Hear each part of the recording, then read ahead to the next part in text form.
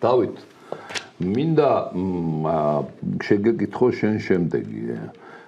როგორ ახერხებდა იოსებ ბესარიონის ამ ეკონომიკის შექმნას? ის არც ეკონომისტი იყო განათლებით, ხო? და საერთოდ არ წარმოადგენდა ახლა მაღალი დონის ეკონომისტი არ იყო. არც ინსტიტუტი ჰქონდა დამთავრებული და ასე შემდეგ. თვითონასწავლი იყო. ინტუიციით აკეთებდა ამ ყველაფერს თუ უბრალოდ მისი მთავარი მოწოდება რა იყო? რომ ემსახურე რიგით ადამიანს ისე როგორც შენ ოჯახის წევრს შეგიძლია მოემსახურო. ეს არის მთავარი ფუნქცია თუ რა ხდება? მიზანი ეს იყო, როგორც ბრძანებით ბატონო მალხას. მიუხედავად იმისა, განათლება ჰქონდა თუ არ ჰქონდა ამ ადამიანს, შეიძლება ითქვას, რომ კაცობრიობის ისტორიაში მან შექმნა ეკონომიკური მოდელი, რომელსაც მანამდე არ უარსებია და იმის მერეც ვერავინ მას ვერ ახორციელებს. თვით ჩინეთიც კი. ჩინეთში ასეთი ზრდა არის და მათ სტალინის პროექტებზე განახორციელეს, ისაც განახორციელეს, მაგრამ სოციალური დაცვის და წონასწორობის ადამიანებს შორის წონასწორობის აღდგენის თვალსაზრისით ის მაინც ვერ შეედრება იმ პერიოდს, განსაკუთრებით სტალინის მოღვაწეობის ბოლო 10-15 წელიწადს. იმიტომ რომ ჩვენ უნდა წარმოვიდგინოთ, რომ სტალინს არ მოუხდენია რევოლუცია. სტალინი იყო მონაწილე კაცო ამ რევოლუციისა. რევოლუცია მოახდინეს სხვა ადამიანებმა, იქ მარტო ერთი კაცი იყო ქართველი. იმ დიდ წრეში და იმ ადამიანებს სხვა მიზნები გააჩნდათ. ის როგორც ბატონი გრიშა ბრძანებდა, თავიდანვე ლოზუნგებით მოსულები მერე ცვლიან პოლიტიკას და ისევ კაპიტალისტურ, ისევ ექსპლუატატორ ლიანდაგებს უბრუნდებიან, მაგრამ სტალინმა იმათი პოლიტიკაც კი შეცვალა, ვინც რევოლუცია მოახდინა. ეს რევოლუციის მონაწილეა და არა მომხდენი. ეს იმ სისხლის ზღვრის, რომელიც 20 წელს 21-ში 19-ში მიმდინარეობდა, მძვინვარე სამოქალაქო ომი იყო, კაცო, 10 მილიონი კაცია დახოცილი რა. ესეთი სისხლის ზღვრა, რაც რუსეთში მოეწყო, საქართველოს ეგეთ რამეს ადგილი არ ქონია ხა ჩვენ ოდნავ სხვანაირი რესპუბლიკა ვიყავით მაშინ ჩვენი ისტორიით და განსხვავდებით აი სლავური ქვეყნებისგან. იქ მიდიოდა სისხლის ზღვრის მასშტაბები, რომელიც ალბათ კაცობრიობას არ უნახია რა. მათ შორის სხვათა შორის 32 წელში გოლოდომორის სახელით რომაა ცნობილი, იქ 8-10 მილიონი კაცი მოკვდა და უკრაინაში იმის მხოლოდ პატარა ნაწილი იყო. უნდა გენახათ ვოლგისპირეთში რა ხდებოდა, იქ რა ხდებოდა. ეს ყველაფერი მოიტანა იმ ახალმა ძალამ, რომელმაც გამოაცხადეს აი ლენინის ხელმძღვანელობით ეს ყველაზე საშინელი ადამიანია, ვისაც კი უარსებია. უნდა მადლიერი იყოს თუნდაც ის საბჭოთა იმდროინდელი ხალხი, რომ ის ლენინი დროზე წავიდა ამ ქვეყნიდან და ის თუნდაც სტალინმა რომ შეცვალა რა. თორე გაცილებით მძიმე შედეგები ექნებოდა მოსახლეობას მაშინდელ საბჭოთა კავშირში და მთელ მსოფლიოში. ეხლა ცოდნას ადამიანი ნელა-ნელა იძენს, მაგრამ სტალინს გააჩნდა უნიკალური თვისება, რომ არა მარტო ეკონომიკაში, ნებისმიერ დარგში, რასაც ადამიანი ქმნის, მას შეეძლო გაერჩია და ამოერჩია ყველაზე სასარგებლო და ყველაზე საღი აზრი დაენახა და ის ადამიანები ეპოვა, რომლებიც ამ საღ აზრს ფლობდნენ. აი ეს იყო მისი მთავარი ნიჭი.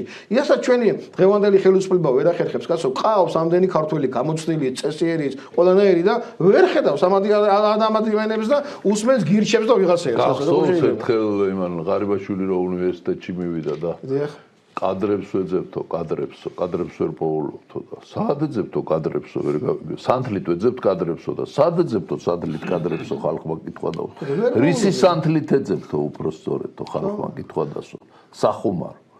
ანუ თუ კადრს ვერ პოულობ, მაშინ რა ხელისუფალი ხარ? მაინტერესებს. სუსტი ხელისუფალი ხარ. ხო? სტალინს აი ეს უნარი გააჩნდა. სტალინმა რა თქვა, რომ კადრი решают всё. სხვათა შორის იყო მეორე 5 წელედის ლოზუნგი იყო. პირველი 5 წელედის ლოზუნგი იყო ტექნიკა. решает всё. ტექნიკი დაიწყო. და ის ტექნიკა ჩაიმარხა იმაში. იმიტომ რომ კადრები არ ყავდა. კადრები არ ყავდა და ამ მიწაში ჩავიდა ესა. ხო გამოვიდა საერთოდ ტექნიკა რადგინდა თუ მაგისი მოვლელი არის მოვლელი არ ეყოლა და შეიცვალა მე რომ კადრები წვედა ყველაფერს ესა ჩვენ ტექნიკას და ფულს დავდებთ და არა კადრებს ხო აი ხო და ეგ არის დიდი პრობლემა აი კადრების თემა ზოგადად არის დიდი პრობლემა რა საიდან ახლა სკოლა კეთდებოდა ხო ეხლა მე ჩინეთში ვნახე მსგავსი რაღაცა როგორ აქვს ჩინეთის კომუნისტურ პარტიას ეს კადრების სამჭედლო გაკეთებული რა. აი რაღაცნაირად აი ეს სი ძინპინის გარშემო დარაზმული რაღაცა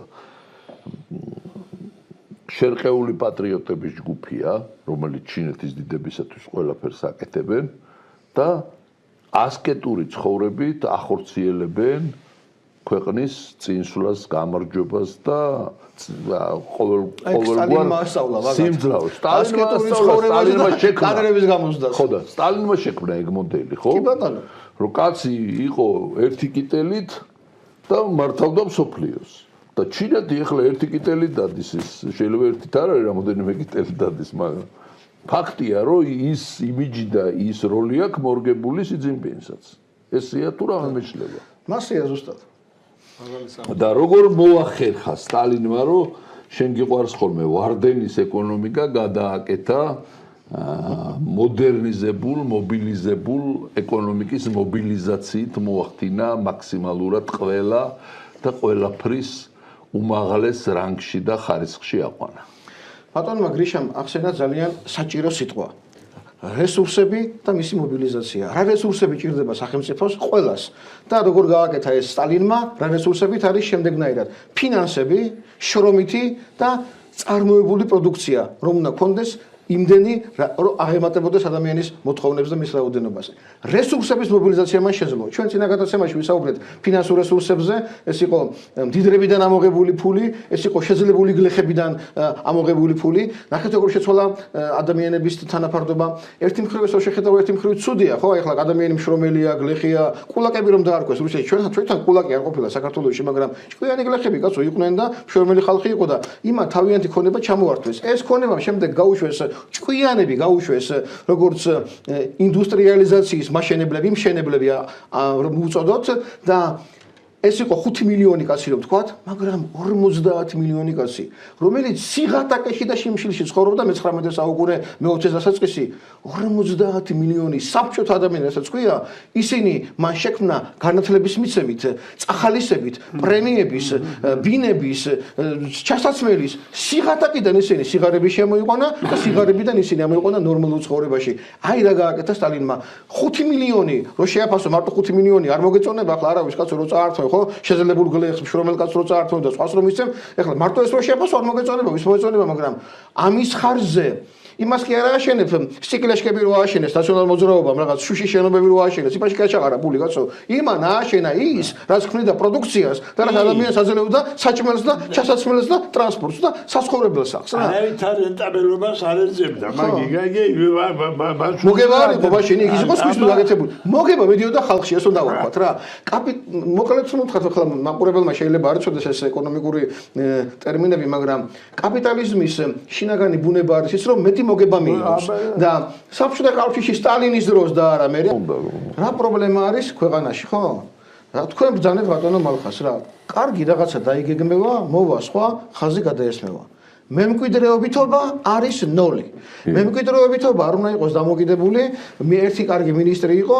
მეორე ცუდი მოვიდა კიდე კარგს ველოდები ეს არ უნდა იყოს კარგი და ცუდი ადამიანის ფენომენზე დამყარებული მემკვიდრეობითობა რას ნიშნავს კარგი პროექტი გამოდის საჯარო და სახალხოდ მაგალითად ანაკლიის პორტი მაგალითად რომელიღაცა ჰესი იწერება ეს ყველაფერი და განიხილება ღიად ამ პროექტს უნდა გააჩნდეს მიზნები გამოსახული ციფრებში ამდენი ტვირთი უნდა გადაიზიდოს ამდენი კილოვატ-საათი ენერგია უნდა მოვიდეს ამდენი ტონა ხორბალი სასურსათო უნდა მოვიდეს ამდენი ტონა თხილი უნდა მოვიდეს ესე უნდა იყოს რასაც გასწორდება ყველაფერი ვინც არ გააკეთებს ამ პროგრამას უნდა ისაჯოს ახლა თან ის უნდა იყოს საჯარო განხილვა და არა ჩუმად არიან ჭკვიანური თვალებით გვიყურებს ეკონომიკის სამინისტროს ხელმძღვანელობა ჭკვიანები არ ახარ თქვენ არაფერი არ იცით წარმოდგენა არ გაქვთ იმიტომ არ ლაპარაკობთ არაფერს დასვით ყოველი მოადგილე ეკონომიკის სამინისტროსი ყოველ კვირა და ალაპარაკეთ რას აკეთებენ არაფერს არ აკეთებენ ზოგი 10 წელია ზოგი 15 წელია ზოგი 8 წელია არაფრის აზრზე არ ახართ რა უნდა გააკეთოთ რა არის გასაკეთებელი ახლა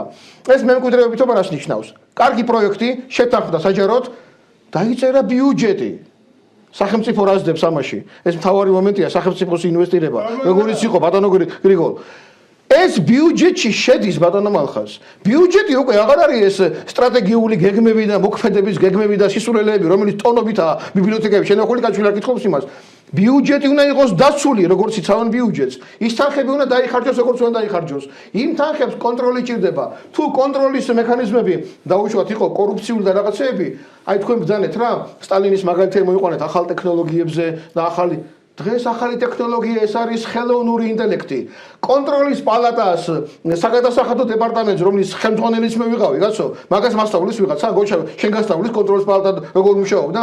აღარ ჭირდება ამდენი ადამიანი, აღარ ჭირდება ამდენი კომერციული ბანკი. ინტელექტ შეუძლია მართოს და გააკონტროლოს ყოველი კაპიკის დახარჯვა, მუშაობენ თუ არ მუშაობენ. ამიტომ თანამედროვე ეპოქაში ჩვენ უნდა გავასწროთ სულ ყველას აბსოლუტურად რა. და ამ სტრატეგიების წარდგენას და რაღაცების წარდგენას სტრატეგია გამოვიდა სოფლის მეურნეობის მინისტრის მოადგილე. ძალიან ჭკვიანი, განათლებული, კარგი ბიჭია და მეო სიურპრიზი გასაოცარი რაღაც აღმოჩნდა, არც კი მოლოდებოდიო, მოცვი ვაწარმოეთო. რა მოცვი, ბიჭო, რა მოცვი? რა ეკონომიკასთან კავშირშია მოცვი? ეს არის რამოდენიმე ოჯახის კარგი პროდუქცია, თითოეული მარცვალი გასაფრთხილებელია, მოცვას უნდა გაუფრთხილდე და დაფნის ერთ ფოთოლსაც, მაგრამ მოცვზე არ უნდა ილაპარაკო, როცა შენ გინდა რომ სოფელი განავითარო. ხორბალი, ფქვილი, უხარისხოზე უხარისხო, ის რაც არიყიდება რუსეთში და საერთოდ შემოდის, რაც გადასაყრელი აქვს, იმას გვიგზავნიან ჩვენ. საქართველოში გოჩას უთქვია, ფარგული შიმშილობა მძვინვარებს. ჩვენ რო გონია რომ ჭამ საჭმელს, ის საჭმელი გინდა გიჭამია, გინდა არ გიჭამია, გინდა რეზინი დაგიღეჭია და გინდა კარდონი გიჭამია. იმაში არაფერი აღარ არის, რა მიკრობიოლოგია, რა ჩვენ გვჭირდება. ჩვენ კიდევ ჯანდაბას, რაც ბავშვებს ჭირდებათ. რატოა ბავშვებში ამდენი ავადმყოფობა? ეს ამას ვინ აკონტროლებს? ამიტომ აქ არის მთავარი. იგივე, მე ახლა სიმართლე გითხრათ, ეკონომიკურ გუნდს უკვე აღარს მიმართავ. სოფლის მეურნეობის მინისტრს კიდევ სანახევროდ კიდევ პატივს ვცემ, იმიტომ რომ მან მოინდომა აი მეღვინეობის გამოსწორება, მაგრამ სანახევრო ნაბიჯებია, მაინც არ უშველის, მაგრამ ყოველთვის ის ცდილობს მაინცაა რა. მაგრამ მე მინდა, ახლა მაქვს იმედი ერთი მინისტრის, რომელიც ახლა ხანს დაინიშნა, ეს არის საქართველოს უსაფრთხოების მინისტრი. იმიტომ რომ მე დავინახე, რომ შინაგან საქმეთა სამინისტროში მისი ყოფნისას საქმე გაკეთდა. მუსრი გაავლო თითქმის ბოლომდე ამოძირკვა, ჯერ კიდევ არა, მაგრამ მაინც ამ ნარკო გადამყიდველებს აი ეს ჯგუფური კრიმინალური ელემენტები თითქმის აღარ ჩანს საზოგადოებაში, რომელიც იყო ორგანიზებული და აი ეს თითქმის აღარ ჩანს და ძალიან კულტურულად, აი ესეთ მეტი ხალხი ვინ შემოდიოდა უცხოელები და მუშაობდნენ აქ გლოვოში და რაღაცეებში, ისინი აღარ იგრძნობიან, იმიტომ რომ კარგად მუშაობს, ისე რომ ერთ გრძნობს როგორ მუშაობს რა. აი ამიტომაა დასაფასებელი ასეთი ადამიანი, რომ ისე გაყავს საქართველოსდან არალეგალური ეს მუშა და ვინც მოდიან, ჩამოდიან. დიდი სამუშაო ჩატარდა. მე მისიმჯერა ეხლა. ამიტომ აი პირდაპირ შემიძლია მიუმართო და მას რომ არ მოუწიოს გაყოფილებებს დაავალოს და ნახევარ წელიწადი მოანდომოს, ახლა ვეთქვი, სად რა პრობლემაა? გამოითხოვეთ ეკონომიკის სამინისტროდან, სოფლის მეურნეობის სამინისტროდან აწარმოეს საქართველოს და დანერგე მომავალის ყველა ცალკეული შემთხვევა, როცა ისინი დაიწყო დაახლოებით 10 წლის წინ.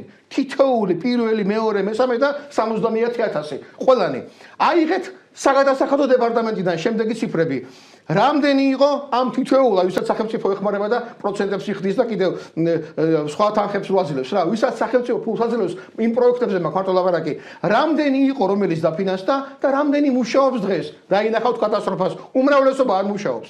ის ვინც მუშაობს, ანუ მუშავია და გაჩერდა, რა დეკლარაციები იყო იქ შევსებული, რა უნდა ამას ერთ დღეში ამოიღებს საგადასახადოდან. შემოსავლების დეკლარაცია, ეს შემოსავლებში გაიგებ რამდენი კაცი მუშაობდა იქა, დამატებული ღირებულების დეკლარაცია, რა პროდუქცია აწარმოა და გაყიდა საქართველოში და ექსპორტის დეკლარაცია. აქ გაიგებთ, რამდენი გავიდა უცხოეთში და შეადარეთ რა დაახარჯა სახელმწიფომ თითოეულ ამ დარგს, ამ ორგანიზაციას და დაინახავთ სურათს, რომ სახელმწიფო მილიარდს და მილიარდობით, ასობით მილიონს უხდის ორ მთავარ ბანკს საქართველოში, რომელიც უცხოელებისაა და ეს ფული მე მაგათაკედან მიაქვთ და სახელმწიფო მილიარდი გადაუხადა ორ ბანკს, მაგრამ ისაც დღემდე აფინანსებს, იქიდან უმრავლესობა აღარ მუშაობს. რატო არ მუშაობს? ახლა მაგაზეც გადავალ. ეს ჩვენ ვილაპარაკეთ და ბატონ მალხას ქონდა და გუჩას ორი დღის წინ ძალიან კაი გადაცემა, მომენტს მოვიდა და თქვენ მაგალითს ბატონო მალხას ისაც უნდა გაკეთდეს. ამიტომ თქვენ ჯერ დაინახეთ ანალიზი ამას უნდა ამის ანალიზი თქვენ მოუნდებით ერთი წელიწადი, ახლა რასაც მე გეუბნებით ამის გარეშე. აიღეთ დეკლარაციები, დაინახავთ, შეადაროთ რა დახარჯა სახელმწიფომ და რასაც წარმოებენ ეს აწარმოები. ეკონომიკის სამინისტრო არ უყურებს, თქვათ გაქვს 10 ცალი თხილი მაგალითად რა. იმას არ ჭირდება 10 ცალი ქარხანა, კაც 10 ცალ თხილს უნდა ერთი ქარხანა რომ მოერიოს რა. ესენი აფინანსებენ ათივეს კაცო რა. ყრიან ამ ფულს რა. თანხების მობილიზაციაზე ლაპარაკი.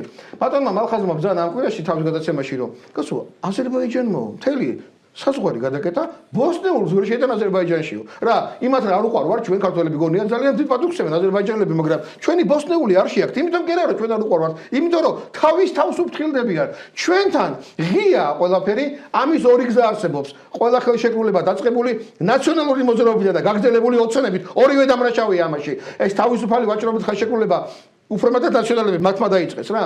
ეს არის წალეკვა ჩვენი ეკონომიკისა. საქართველოს დაიწყოს მოლაპარაკება ყველა ქვეყანასთან, თურქებთან და ეს უნდა დააყენოს ძალიან მკაცრად. ისი არა რომ ბათქნის თვალებით ოცხედან ჩვენი ეკონომიკის ჯგუფი როის და ჩინეთის მთავრობასთან ბათქნები და მგლებზე გამახსენდა ახლა ისეთი რა. საწოდავი მინისტრები და მოადგილეების ხედან უყურებენ ჩინელებს თვალებში, ისინი მგლებივით უყურებენ ამათ კაცო. არა და გვიფრთხილდებიან. იმათ მე მგონი ვეცოდები ჩვენ და ამ ჩვენებს ვერ გაუგიათ რა უნდა გააკეთო რა. აი რომ დავინახე გული წამივიდა. ამიტომ ყველა ქვეყანასთან მოლაპარაკება სავაჭრო ხელშეკრულების გადახედვისა. თუ ამას არ გააკეთებ, იგივე ვტო-ში საკითხის დაყენება ჩვენ გვაქვს ყველაზე დაბალი გადასახადები ვტო-ში. ამისთვის არსებობს ერთი გზა. ერთი მოიქცე რომ უბრალოდ არ შემოუშვა უცხოური პროდუქცია, ეს იქნება ძალიან ცუდი როგორც ქვეყნისთვის, ჩვენს ავტორიტეტს შელახავს. მეორე გზა, გმეს გავაკეთე 2013 წელს. დავინახე რომ კვერცხი მოაწვა საქართველოს, ფქვილი მოაწვა, უნდა გაჩერდეს წისქვილები და გააჩერეს მე მაინც საბოლოო ჯამში და უკვე შეუტიეს კვერცხის მწარმოებელ ამ ფაბრიკებს და იმეებს სასწრაფო დაიწყეს და რა უნდა გაკეთდეს 13 წელია ჯერ. ლაპარაკია იანო ახალი მოსულია ეს ოცნება და მინისტრის მოადგილე ვარ მე. მოძებნე რომ ვტო-ში მუშაობს ქართველი კაცი, რომლებიც ნაციონალებმა აქედან გაუშვეს რა, აიძულეს წავიდა ვალერი ქათამაძე, ბატონი ვალერი ქათამაძე, რომელიც ყველაზე მწოდნე კაცია, ვტო-ში შვეიცარიაში ცხოვრობს, кайხანი აღარ შევხენები ვარ. დაურეკე რა უნდა გავაკეთოთ მეთქი. ვტო-ს აქვს კანონები. ანტიდემპინგური, ანტისუბსიდიური. ვტო რა გაუშიფრე ჩვენს. ესე იგი, ვაჭრობის მსოფლიო ორგანიზაცია, რომლის წევრი ჩვენ ვართ და ჩვენ გვაქვს ყველაზე დაბალი გადასახადები არ გვაქვს პრაქტიკულად რა. ვტო იმისთვის არის რომ ყველამ თავი დაიცვას და ჩვენ მაგდენი არ გვესმის. თავისუფლება ჩვენ გონია რომ ჩვენ ყველაფერს თავზე დაგვაყრიან, რაც კი რამე ნაგავია უცხოეთში პროდუქცია და ჩვენ რო ვერაფერს ვერ შევიტანთ. ეს თავისუფლება არ აქვს ჩვენ თორე ისინი რომ დაგვაყრიან თავისუფლება არ ეს არის მონობა. ჩვენ ვართ მონათლობელურ წყობილებაში თავისუფლებას რო ეძახიან პირიქითაა ყველაფერი. იმათ შემოგვთ ყველაფერი ჩვენთან. ამიტომ ეს სამივე კანონი დაიწერა, ანტიდემპინგური დავწერეთ 5 თვეში. ანტისუბსიდიური და ბაზრის დაცვისა. ანტიდემპინგი რას ნიშნავს?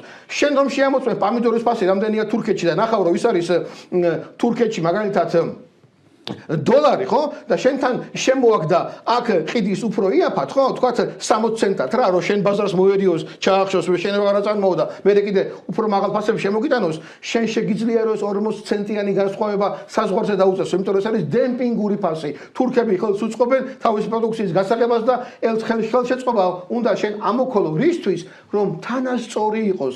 პროტექციონიზმი იმას კი არ ნიშნავს, რომ შენსაც დაეხმარო და იმპორტიორი ჩაზირო. ორივე უნდა იყოს თანასწორი, ჩვენთან თანასწორობა არ არის. რას ნიშნავს ანტისუბსიდია? თუ ასუბსიდირებს დაუშვათ რომელიმე მეზობელი ქვეყანა ვიღაცა თავის პროდუქციას, სუბსიდია რამდენიც აქვს, იმდენი შეგიძლია დააწესოს საბაჟოზე, არ აკეთებენ ამას. ბაზრის დაცვა რა არის? როცა შემოდის ფქვილი და ფქვილი უნდა აკრძალოს საერთოდ. როცა შემოდის და მაგალითად ხორბალი და გინდა ხორბალი აწარმოო, ხო? ან ფქვილზე ვილაპარაკოთ რა.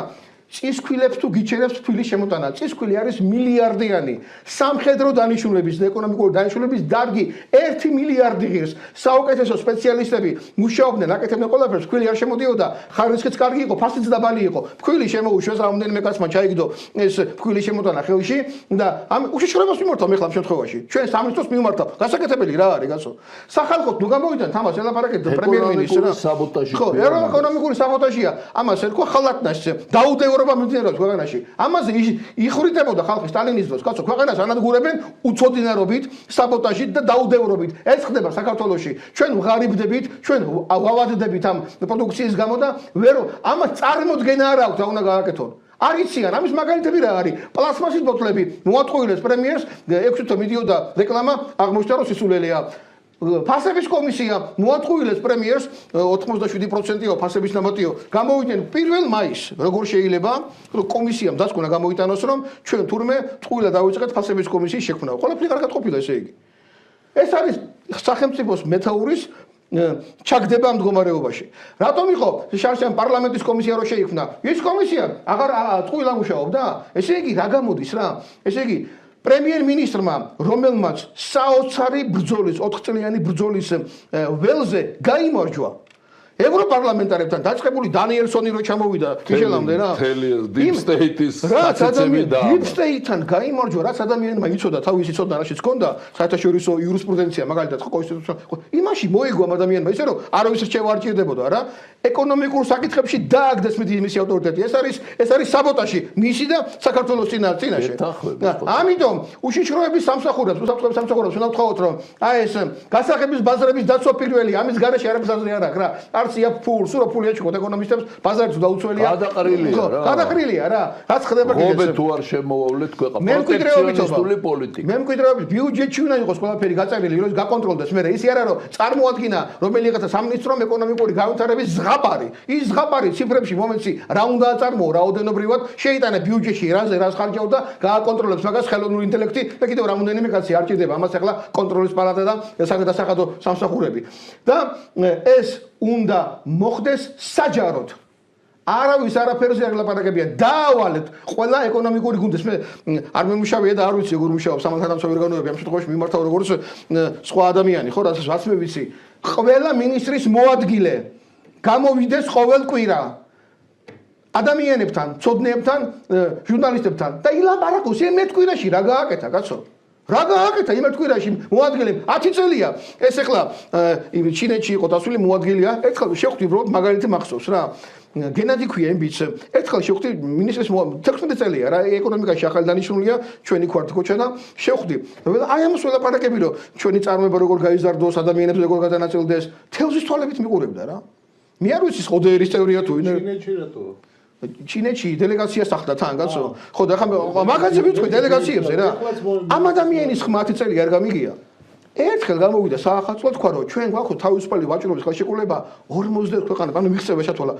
აი ეს რა წერია შიგნით ეს მოგვიყევი 46 წელი ხელშეკრულება კი არ მაინტერესებს. რა წერია ხელშეკრულებაში ეგ მოგვიყევი კაცო რა. რატო? აი ახლა პირდაპირ უნდა გადმოვიბარო შენი ეს თო დაასრულე. ერთი ორ კაცზე კიდევ ვიტყვი, ვაგასრულებ რა ადამიანზე კიდევ ვიტყვი რა. კაი რაღაცა თქვი მონიშნული მქონდა ეგ რაც თქვი. ხო, გამოვიდა, აწარმოე საქართველოს ხელმძღვანელი გაზმანული რა, გადაზმანული რო არის ამდენი წელი უკვე იქ არის და ჩვენო მრავალწლიანი მუშაობის შედეგათო მივახციეთ Starbucks-ის ინვესტიცია საქართველოში. კაფეინია რო არის რა, ყავას ვაწარმოებს. სოხუმში რო ყავა რო კეთდებოდა, ის ყავა აღორძინე საქართველოში. რადგან ჩვენ Starbucks-ის ინვესტიცია Starbucks-ში და ამეგეთ წარმომადგენლობებში, მაღაზიებში, აფთიაქებში მიდის უსაზღვრეს ექსპლუატაცია ჩვენი ახალგაზრდობისა. ნახეთ საათში ამდენ იღებენ ისინი, ამდენი საათი მუშაობენ, როგორ ეპყრობიან. აი მონობა ისაა ზუსტად. სტალინის დროს ვინც შრომობდა, იმ შრომებს როგორ ეპყრობოდნენ და ჩვენ დღეს როგორ ეპყრობთ ჩვენს ახალგაზრდებს, რომლებიც მე გარბიან საქართველოსთან. აი სად არის ჩვენი ბედურება? ბოდიში გოჩა გააგრძელე აი ეს თემა რა. აი კარგ რაღაცა შეეხედა. უბრალოდ რო საუბრობდი, მეც მოვინიშნე აქ ვეტეო ვახსენეთ, ეს თავისუფალი სავაჭრო ხელშეკრულებები. როდესაც დაიწყეს ამაზე საუბარი და ნუ ეს DCFTA გასაგებია ჩვენ ვიცით ახლა ეს ევროპასთან ღრმა და ყოვლისმომცველი ხელშეკრულება რისი მომცემი იყო, რა იყო და როგორ იყო, ვინც არ იცის და ზედაპირულად იცის გონია უბრალოდ რომ კარგია და კი, მაგრამ ზოგადად შეიძლება ჩანდეს რომ კარგია, მაგრამ როცა სიღრმეებში შედიხარ ძალიან ბევრი შემზღუდავი მექანიზმია. ეხლა მე ამ პერიოდის განმავლობაში სულ ამბობ და აი ჩავეჭიდი ამ ბოლო პერიოდში რომ რატო არ არის ანგარიშები და ძალიან მიხარია რომ ძალიან ბევრი ადამიანი ამყვა ანგარიში, შეფასება, მონიტორინგი და ამის უფლება იცი შენ დათო მაქვს იმიტომ რომ როცა ეს კიდე სახელმწიფო გადაწყვეტილება რო არ იყო სამთავრობო მაშინ სამინისტროში იქიდან მოყოლებული ყოველ კვარტალური მონიტორინგის ანგარიშები გახსოვს და ეს შეფასებითი ანგარიში მზადდებოდა. ეს გეუბნები 14, 15, 16 წლების პერიოდს, ხო? ამიტომ მაქვს მორალური უფლება ყველანაირად, რომ ეს მიმართულება ყველას მოვთხოვ.